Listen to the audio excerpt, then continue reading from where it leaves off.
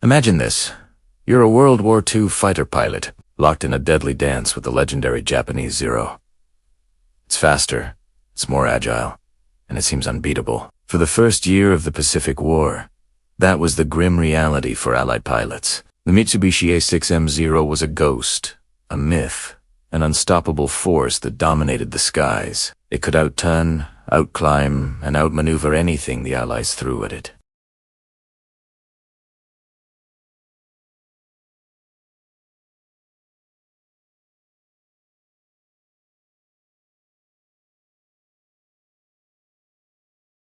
The answer would come not from a manual, but from a stroke of incredible luck.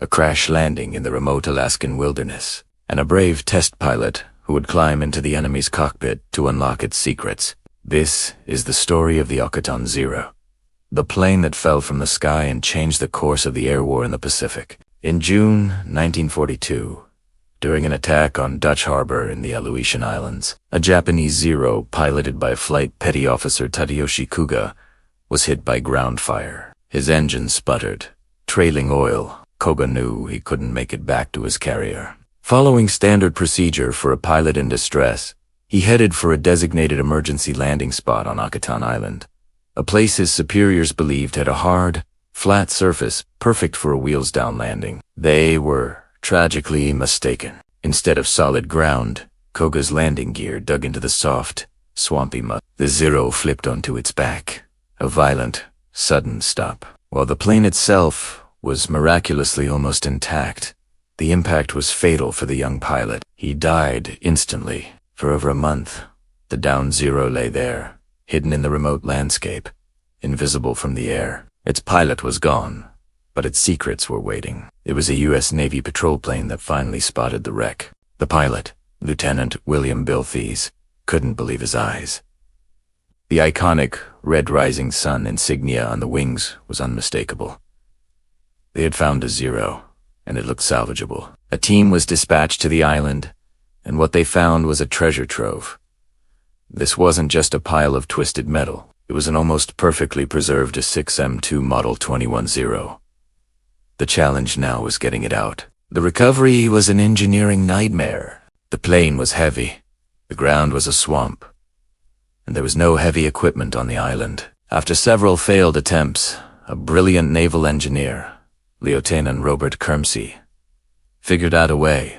Using tractors and a makeshift road built from wooden mats, they painstakingly dragged the fighter to a barge. The Akutan Zero was on its way to San Diego, California. At the North Island Naval Air Station, a team of engineers and technicians descended upon the aircraft. They were like kids in a candy store.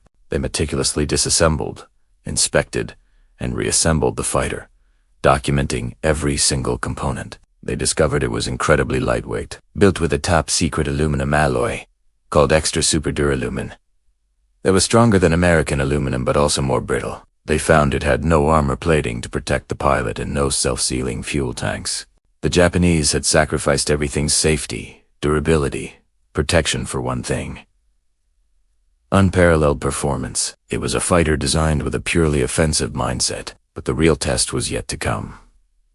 The engineers had done their part. Now, it was time for a pilot to fly it. That pilot was Lieutenant Commander Eddie Sanders. He was the head of the flight test unit, a man known for his skill and his nerve. Climbing into the tight cockpit of a captured enemy aircraft was no small feat. The instruments were in Japanese, the controls were different, and there was always the risk of a catastrophic mechanical failure. Sanders took off on his first flight in September 1942. The Navy's own photographers were there, capturing film of this strange bird, a Zero fighter adorned with American stars and bars, soaring through the California sky. Over the next few months, Sanders and other test pilots put the Zero through its paces, pushing it to its limits in 24 separate test flights. They confirmed what Allied pilots in the Pacific already knew firsthand. At low speeds, the Zero's agility was simply breathtaking. It could turn on a dime, making it a terrifying opponent in a classic turning dogfight. Its rate of climb was phenomenal, but as they flew it more, they began to uncover its weaknesses, its secret vulnerabilities. The first major flaw they discovered was its engine. The Sakai engine had a float-type carburetor, When the plane was pushed into a -G maneuver, like a sudden dive, the engine would cut out. For a few terrifying seconds, the pilot would be a sitting duck. This was a critical piece of information. Allied pilots could now escape a pursuing Zero by pushing their stick forward into a dive. The Zero pilot would have to roll over and follow, a slower maneuver that would give the Allied pilot a precious head start. The second discovery was even more significant.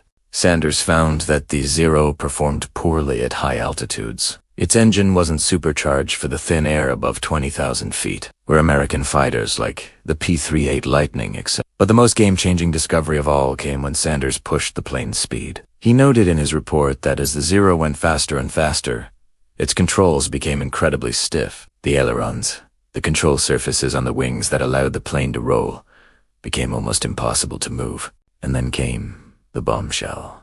Above the cientos knots, roughly 230 miles per hour, the Zero had a catastrophic flaw.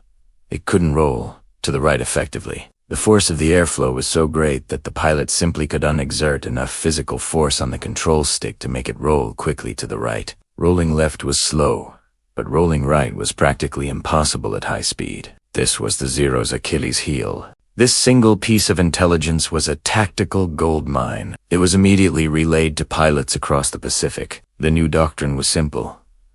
If a Zero is on your tail, do not try to outturn it. Instead, push your nose down, build up speed, and execute a high-speed roll to the right. The Zero pilot would be unable to follow.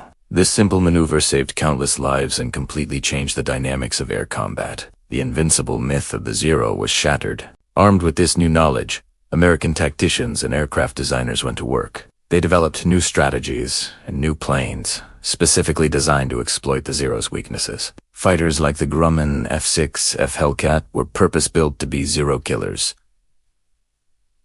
The Hellcat was faster, better armed, more durable, and could dive away from a Zero with ease. It wasn't as nimble at low speeds, but it didn't need to be. Its pilots were trained to use its speed and superior roll rate to dictate the terms of the fight. The results were dramatic.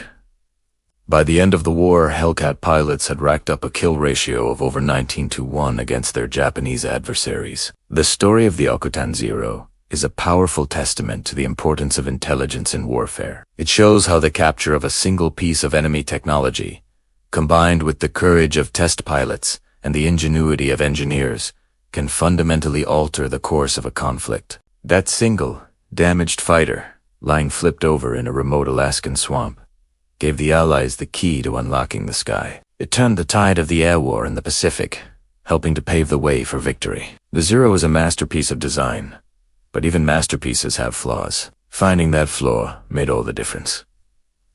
Thanks for watching. If you found this piece of history as fascinating as I do, be sure to hit that like button and subscribe for more stories from the annals of aviation and military history. See you in the next one.